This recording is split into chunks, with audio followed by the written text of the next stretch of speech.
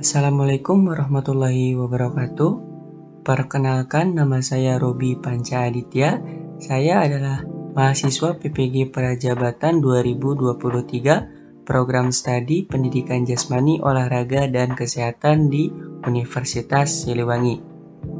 Pada kesempatan kali ini, saya membuat digital storytelling dengan memaparkan rancangan pembelajaran dan proses pelaksanaan pembelajaran di sekolah dasar dengan materi aktivitas gerak berirama.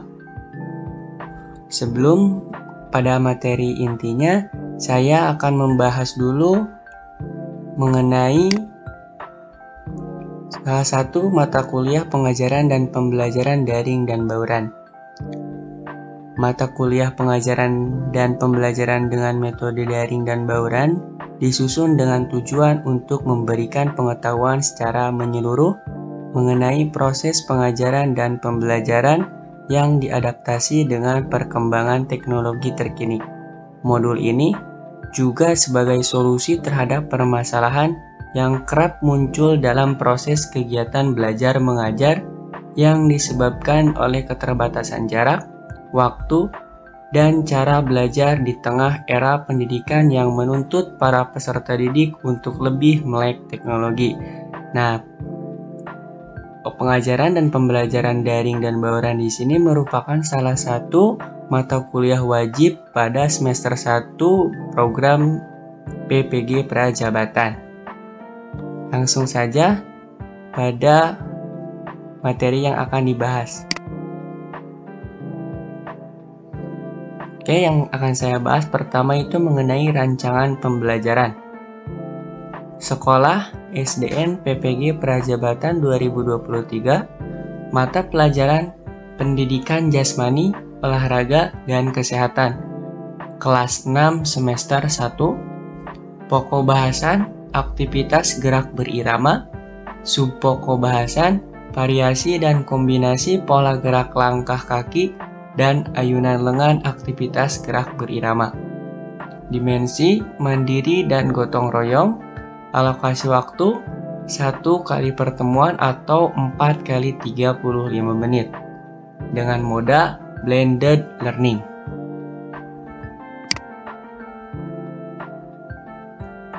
Nah, di sini ada capaian pembelajarannya. Nah, pada kelas 6 di sini merupakan fase C. Jadi, pada akhir fase C, peserta didik dapat menunjukkan kemampuan dalam memvariasikan dan mengkombinasikan berbagai aktivitas pola gerak dasar dan keterampilan gerak secara mandiri atau tanpa meniru contoh. Dilandasi dengan penerapan pengetahuan prosedural yang benar, menerapkan prosedural aktivitas jasmani untuk pengembangan kebugaran dan pola perilaku hidup sehat, menunjukkan perilaku tanggung jawab personal dan sosial dalam jangka waktu tertentu secara konsisten, serta mendukung nilai-nilai aktivitas jasmani. Nah, tujuan pembelajaran di sini yang pertama, mempraktikkan variasi dan kombinasi pola gerak langkah kaki dan ayunan lengan aktivitas gerak berirama. Yang kedua, memahami fakta, konsep, dan prosedur variasi dan kombinasi pola gerak langkah kaki dan ayunan lengan aktivitas gerak berirama. 3. Menunjukkan perilaku bertanggung jawab dalam menyimak arahan dan umpan balik yang diberikan guru, mulai dari menghormati orang lain, serta menerima ragam keriangan yang didapat melalui aktivitas jasmani.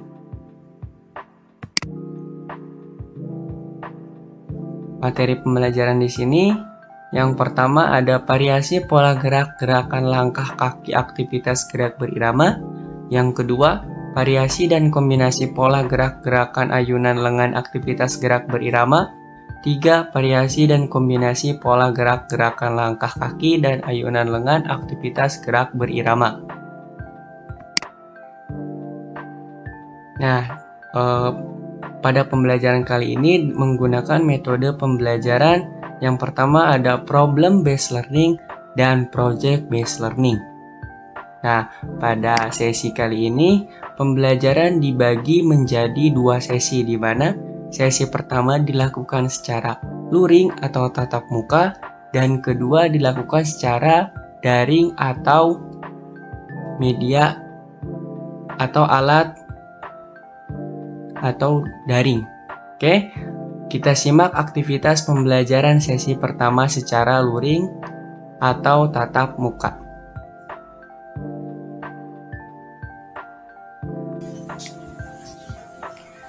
Kegiatan pembukaan. Sebelum melakukan kegiatan inti, pada tahap ini saya menanyakan terlebih dahulu kabar peserta didik dan melakukan absensi. Setelah itu dilanjutkan dengan pemanasan.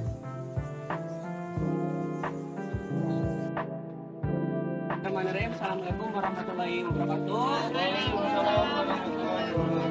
Oke, selamat pagi. Selamat berjumpa lagi dengan Bapak di mata pelajaran Pinjar. Oke, untuk sekarang Bapak absen terlebih dahulu ya. Barangkali ada yang tidak sekolah. Oke, yang pertama Aul. Hadir. Yang Gihni. Dasiri. Atau Iqbal. Romi. Helen. Insan. Sakit, Pak. Sakit kenapa? Gigi. Capean, stres.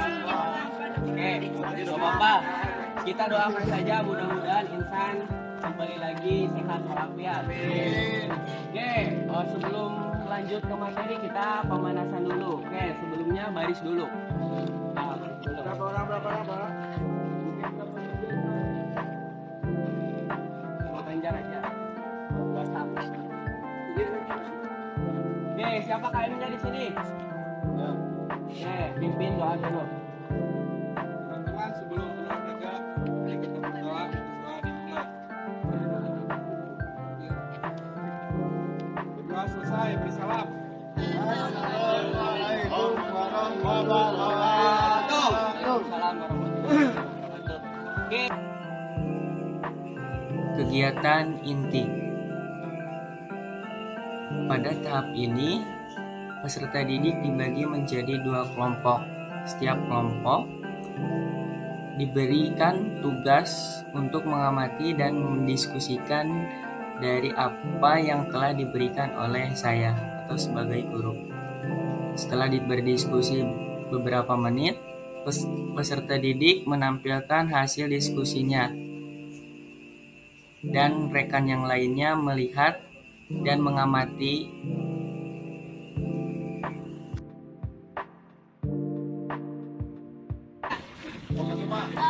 Oke, kelompok 1 silakan informasikan pada temannya. Ya. Untuk kelompok 1 yaitu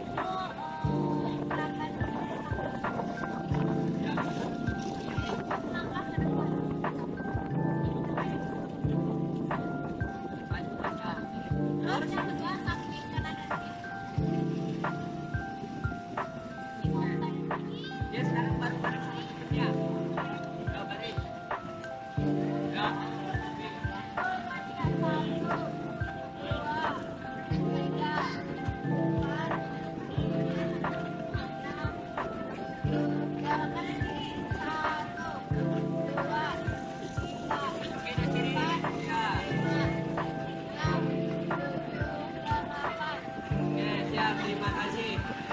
Kegiatan penutup. Pada tahap ini, setelah pembelajaran selesai, saya menutup pembelajaran dengan memberikan motivasi terlebih dahulu. Setelah itu, berdoa yang dipimpin oleh peserta didik.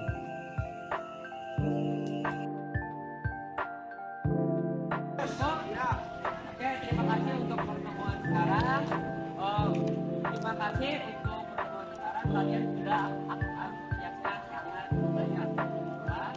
Oke, Bapak harap untuk pertemuan selanjutnya juga kalian sangat antusias. Ya, oke, terima kasih. Bapak tutup untuk sesi pertama dengan membaca Alhamdulillah. Sebelum ditutup, kita berdoa sama kalian lagi. Sebelum pulang, mari kita berdoa. Berdoa dimulai. Assalamualaikum warahmatullahi wabarakatuh.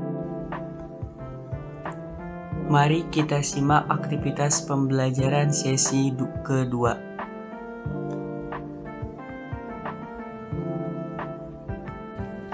Baik, bismillahirrahmanirrahim. Assalamualaikum warahmatullahi wabarakatuh. Oke, untuk pelajaran PJOK pada pertemuan kali ini, yang mana pembelajaran hari ini Bapak membagi menjadi dua sesi. Yang pertama, sesi 1 itu tatap muka yang telah kita laksanakan pada 2 jam pelajaran pertama pada saat tadi.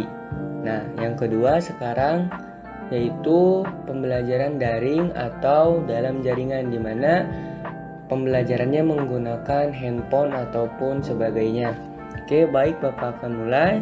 Oke, untuk yang pertama kalian masuk dulu ke Google Classroom-nya ya. Di sana ada perintah untuk mengerjakan tugasnya ya.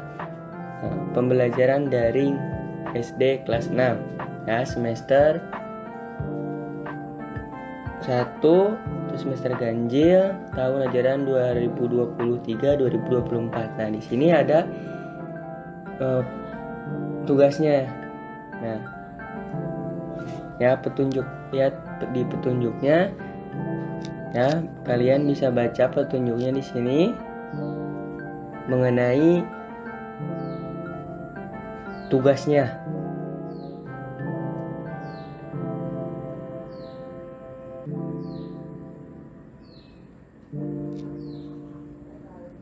Nah, kemudian kalian setelah menyelesaikan tugasnya, kalian bisa langsung menguploadnya atau mengumpulkannya di sini ya. Nah, di halaman bawah sini ya, yang ada komentarnya. Terima kasih untuk pertemuan sesi kedua ini. Bapak harap dengan pembelajaran yang pada kesempatan ini dibagi menjadi 2 sesi membuat pengalaman baru bagi kalian ya, terutama bagi kalian yang gaptek atau yang kurang menguasai teknologi, sehingga dengan adanya pembelajaran seperti ini diharapkan kalian mampu mengimbangi dengan perubahan zaman yang sekarang serba teknologi. Oke, terima kasih untuk pertemuan sekarang. Bapak tutup pertemuan kali ini dengan membaca hamdalah. Alhamdulillahirrabbilalamin. Sekian, terima kasih. Assalamualaikum warahmatullahi wabarakatuh.